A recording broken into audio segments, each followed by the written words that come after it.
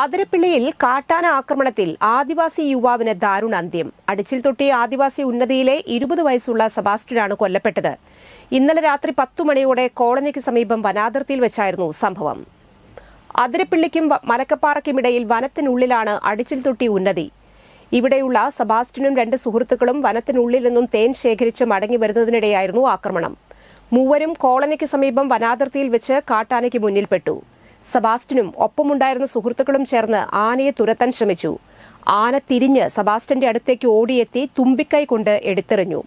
വീണ്ടും സെബാസ്റ്റ്യന്റെ അരികിലേക്ക് ഓടിയെത്തിയ ആന സെബാസ്റ്റ്യനെ ചവിട്ടി അരയ്ക്കുകയായിരുന്നു. ആക്രമണത്തിൽ സംഭവസ്ഥലത്ത് വെച്ച് തന്നെ സെബാസ്റ്റ്യൻ അതിദാരുണമായി കൊല്ലപ്പെട്ടു. ആക്രമണത്തിൽ എല്ലുകൾ ഉൾപ്പെടെ പുറത്തുവന്ന നിലയിലായിരുന്നു. സെബാസ്റ്റ്യനൊപ്പമുണ്ടായിരുന്ന സുഹൃത്തുക്കൾ ഓടിമാറിയതിനാൽ രക്ഷപ്പെട്ടു. സെബാസ്റ്റ്യന്റെ നിലവിളി കേട്ടാണ് ഉന്നതി നിവാസികൾ സംഭവം അറിയുന്നത്. വിവരമറിഞ്ഞ സ്ഥലത്തെത്തിയ പോലീസും വനംവകുപ്പും രാത്രിയിൽ തന്നെ നടപടിക്രമങ്ങൾ പൂർത്തിയാക്കി മൃതദേഹം ചാലക്കുടി താലൂക്ക് ആശുപത്രി മോർച്ചറിയിലേക്ക് മാറ്റി. നിരന്തരം വന്യജീവി ആക്രമണം നേരിടുന്ന പ്രദേശമാണ് അതിരപ്പിള്ളി മേഖല. പ്രദേശത്തെ വന്യജീവി ആക്രമണങ്ങളിൽ പ്രതിഷേധിച്ച് വഴിതടയിൽ ഉൾപ്പെടെയുള്ള സമരങ്ങൾ അരങ്ങേറിയിട്ടുണ്ടെങ്കിലും വന്യജീവി ആക്രമണത്തിന് മാത്രം പരിഹാരമായിട്ടില്ല. വന്യജീവി ആക്രമണം തടയാൻ വനംവകുപ്പും സർക്കാരും കാര്യക്ഷമമായി ഇടപെടണമെന്നാണ് നാട്ടുകാരുടെ ആവശ്യം.